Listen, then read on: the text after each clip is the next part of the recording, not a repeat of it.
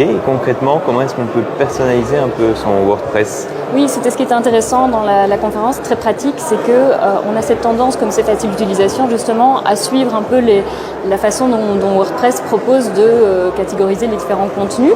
Donc il y a ce qu'on appelle les taxonomies qui sont des façons de classer les différents contenus d'un site. On peut personnaliser ça, on n'est pas obligé de suivre les taxonomies de WordPress pour justement avoir plus de pertinence par rapport à ces silos. Ça, c'est un des éléments. Un deuxième élément, c'est tout ce qui est maillage interne. En fait, automatiquement, les pages créent des liens. C'est vraiment intéressant de se pencher sur ces liens, de faire un nettoyage. Les liens n'ont pas tous le même poids sur une page. On a des liens dans le menu, dans le contenu d'un texte ou dans le footer, par exemple. Ils n'ont pas le même poids, mais c'est intéressant de savoir qu'ils sont là et qu'ils font des liens vers des contenus vers lesquels c'est pas forcément intéressant par rapport à votre silo. Donc, faire un nettoyage de ces liens, c'est très utile.